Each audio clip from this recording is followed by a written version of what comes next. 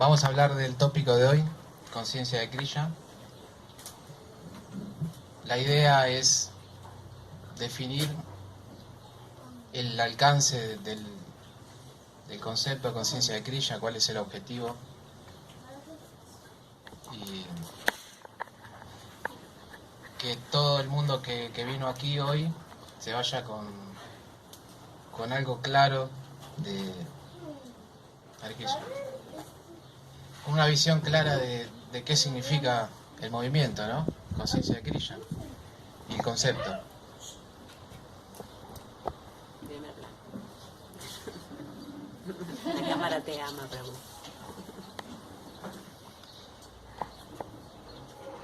Bien, Victoria vino por primera vez. ¿Hay alguien que haya venido por primera vez, además de ella? ¿Tu nombre? Gonzalo. Gonzalo. Daniela. Daniela. Tu nombre, amigo. Amigo. Primera vez. Pero Jesús. Jesús. Bien. Bueno, voy entonces a dirigir esta conversación, charla a las personas nuevas. Así que espero que me ayuden los que son habituales, que colaboren. Esto no es un monólogo, sino que vamos a tratar de hacerlo dinámico, lo más dinámico posible. Bueno, conciencia de Kriya define un movimiento, ¿no? Define algo grande. Parece que el título conciencia de Kriya tiene un significado bastante poderoso, pero es bastante simple. ¿Qué entienden ustedes por conciencia? Gonzalo, ¿qué entendés por conciencia? Conocimiento. Conocimiento, bien. Vicky. Luz. Luz, bien, luz. Ya estamos más espirituales, bien. Percepción. Percepción, bien. Percepción. Juan. Bonnie. Bueno, piénsenlo. Bueno, conciencia, tener conciencia de algo es experimentar ese algo. Generalmente decimos que tomamos conciencia de algo cuando lo vivimos. Por ejemplo, nuestro pueblo, nuestra nación no tiene conciencia de vivir una guerra, salvo los que combatieron en Malvinas, pero el resto de la población no tenemos conciencia de lo que sucede, de vivir algo tan extremo como es una guerra. Mal podríamos decir que entendemos lo que vivió un europeo de la Primera o Segunda Guerra Mundial. Podemos empatizar, podemos imaginar, pero tomar conciencia realmente de las cosas tiene que ver con una experiencia, con vivirlo. Cuando uno vive la problemática, vive la situación, entonces en ese momento uno toma conciencia. Y así podríamos hablar de muchísimas problemáticas de la humanidad, como la pobreza, y etcétera, etcétera. Si uno no la vive, no la entiende, ¿no? Conciencia es experimentar. Cuando nos quemamos, Me gusta ese ejemplo. Cuando nos quemamos, si uno no se quema, no tiene conciencia de qué es lo que sucede. eso, ahí tenemos una experiencia directa a nivel práctico. Bien, buena analogía. Para mí también tiene que ver con que esté presente. Con Bien. la conciencia siempre es en presente. Yo tener conciencia de algo del pasado, no, es en este momento. Es en este momento, bien. Es una perspectiva. Ahora, conciencia de Kriya. Kriya es la persona suprema. Se los revelo aquí a la gente nueva. Nosotros le llamamos por uno de sus nombres, que es significa el supremo atractivo. Pero bueno, Dios es una persona. Una persona significa que tiene actividades, que tiene una forma y que tiene belleza, tiene cualidades. Eso es una persona, pero es una persona suprema. que precisamente tiene conciencia absoluta, lo cual es para nosotros inconcebible porque nosotros tenemos conciencia de lo que nos sucede alrededor y hasta ahí. Krishna tiene conciencia del pasado, presente y futuro. Tiene conciencia de todos nosotros en el mismo momento. Él puede estar consciente de qué estamos haciendo nosotros a cada instante y él lo realiza, lo entiende en el mismo momento. Esa es la persona suprema. Y bueno, conciencia de Krishna, ya que estamos diciendo que conciencia tiene que ver con experimentar algo, es experimentar a Krishna, es experimentar a Dios. Nosotros podemos experimentarlo. ¿Qué significa esto? Que podemos tener una percepción directa de la suprema personalidad de Dios. Y bueno, Srila Prabhupada, que es nosotros decimos que es un acharya porque es un enviado, como tantos otros, un enviado de Dios, para transmitirnos un mensaje y un proceso. Él magistralmente dio nombre a este movimiento que es espiritual, conciencia de Krishna. Porque en la medida que nosotros avancemos en este proceso, vamos a tener más conciencia de Krishna, vamos a estar más conscientes de la existencia de Dios y al mismo tiempo vamos a estar estableciendo una relación. Pero esto tiene que ver con un proceso que es espiritual. Y en contraposición a lo material, porque siempre hablamos de que existe lo espiritual y lo material, lo espiritual, como para definirlo rápidamente, es algo que nos conecta con Dios. Y lo material es lo que nos conecta con este mundo y nos ata a este mundo. Como premisa, partimos de la base de que somos almas espirituales, no somos el cuerpo, y que nacemos y morimos en lo que denominamos samsara, y que hay una forma de dejar de nacer y morir y es obteniendo conciencia de Dios. Ese es el proceso, el procedimiento que Srila Prabhupada nos deja una receta de cómo salir de este mundo y cómo empezar a entender a la persona suprema. Es posible, no es algo inalcanzable. Entender a Dios no es inalcanzable. En las escrituras védicas se habla específicamente de Krishna, de Dios, de sus actividades y de cuál es nuestra relación con Dios cuando nos vamos de este mundo, cuando dejamos de nacer y morir. Pero para dejar de nacer y morir hay que seguir un proceso.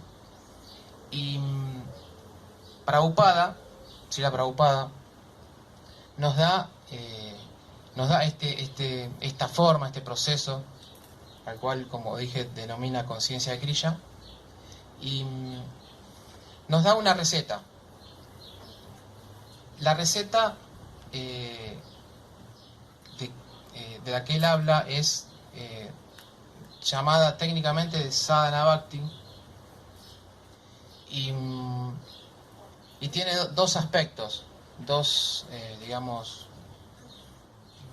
estadios generales, podemos decir, dos plataformas, podemos dividirla en dos pasos, dos secciones. El Sadhana Bhakti se divide en Vaidhi Bhakti y en Raganuga Bhakti. A su vez, cada uno de estos de estas dos secciones tiene subdivisiones, pero vamos a quedarnos ahí. El Vaidhi Bhakti son regulaciones que seguimos como un proceso, como una receta para entender a la persona suprema y para empezar a relacionarnos con la persona suprema. Son regulaciones que al principio las hacemos como algo mecánico y como algo que debemos hacer. no es de manera espontánea, no se da de manera natural en nosotros que somos almas que estamos condicionadas en este mundo y lo hacemos como Prabhupada da un ejemplo también magistral que es cuando el niño aprende a caminar, el niño de manera natural va a caminar, pero en el comienzo tiene que esforzarse, tiene que someterse al esfuerzo para caminar. Pero el caminar está implícito en el niño, es algo inherente al ser humano, con lo cual va a caminar, pero bueno, él tiene que primero pasar por algo que es trabajoso, molesto al principio. Y honestamente, el comienzo de este proceso, el comienzo del Sadhana Bhakti, que es Vaidhi, tiene su costado de trabajo, de esfuerzo. Nosotros somos considerados Nityavadas, que significa almas que están muchísimos años, incontables años, ilimitados años, naciendo y muriendo. Con lo cual, para salir de este samsara, tenemos que someternos a un proceso que al principio no es natural. Entonces, lo que es Vaidhi Bhakti, que son regulaciones, es algo que cuesta. Y luego está Raganuga Bhakti, que es espontáneo. Cuando la entidad viviente avanza en el Vaidhi, entra en Raganuga Bhakti. Y ya lo que es algo trabajoso se torna algo natural y espontáneo y necesario. Esto lo estoy definiendo de manera rudimentaria, hay mucho contenido adentro de cada uno de estos dos estadios, pero bueno, por lo menos como para introducirnos en esta problemática. Cuando ingresamos al proceso, cuando hablamos de esto, estamos hablando incluso de varias vidas. No estamos hablando de una sola vida, porque a veces uno puede decir, bueno, yo sigo el proceso, hace muchos años que estoy en este proceso y me cuesta, me sigue costando.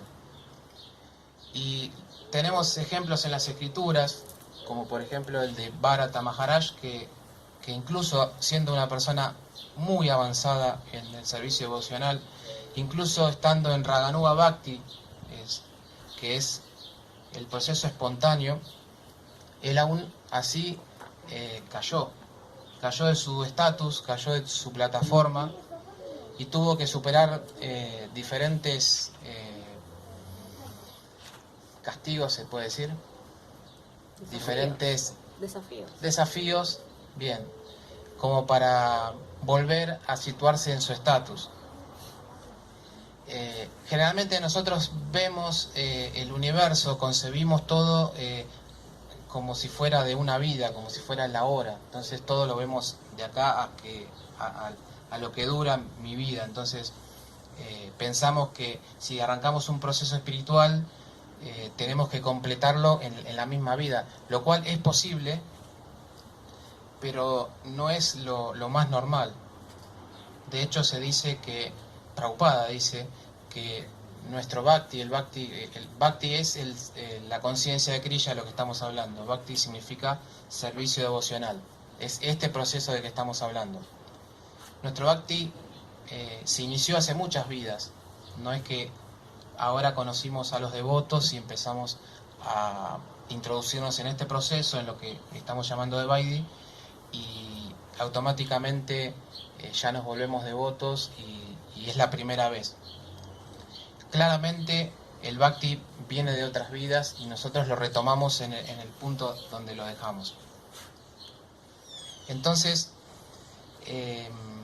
es importante no ponerse en una posición de que llego al movimiento, veo a todos los devotos súper exaltados de amor por Dios y yo no estoy para nada perteneciendo, lo que yo hago es insignificante, todo el mundo es avanzado, todo el mundo está en una plataforma superior a la mía, todos estamos en el mismo proceso. No no podemos saber el avance espiritual de nadie, no tenemos la capacidad de ver en qué estatus está cada uno y cuál es el amor que tienen por Krishna cada persona, no lo sabemos. Tenemos que esforzarnos nosotros para avanzar en este proceso. Y las regulaciones son la receta, son el método, son el proceso. El principio básico de la conciencia de Krishna, inclusive en este movimiento, en este proceso y en cualquier proceso espiritual, sea de cualquier índole que quiera obviamente alcanzar a Dios, y cualquier pasatiempo que ustedes lean en cualquier libro de Prabhupada, el proceso básico es recordar a Krishna. El Vaidhi Bhakti, estas regulaciones de las que yo estoy hablando, tienen como objetivo recordar a la persona suprema. Ese es el concepto básico de este proceso, recordar a Krishna. En el estado avanzado de este proceso, recordar a Krishna es natural. De hecho, Krishna vive en el mundo espiritual y allí existen almas que están relacionándose con él de manera natural, y esas entidades vivientes todo el tiempo piensan en Krishna. La relación con la Suprema Personalidad de Dios natural es recordar a Krishna todo el tiempo. El devoto que está en un estatus deliberado o avanzado solo piensa en la Suprema Personalidad de Dios. ¿Tiene relación con otras entidades vivientes? Sí, pero todo está entramado para relacionarse con Dios. Las personas se relacionan para hablar de Dios, para hacer algo por Dios, para mejorar el relacionamiento con Dios. Eso pasa en el mundo espiritual. Aquí nosotros, como dije, hace millones de vidas que estamos naciendo y muriendo, entonces nuestra relación es con el mundo material. Entonces no recordamos a Krishna. Nosotros recordamos cosas materiales. Y el proceso, créanme, se basa únicamente en recordar a Krishna. El Vaidhi Bhakti es intentar recordar a Krishna.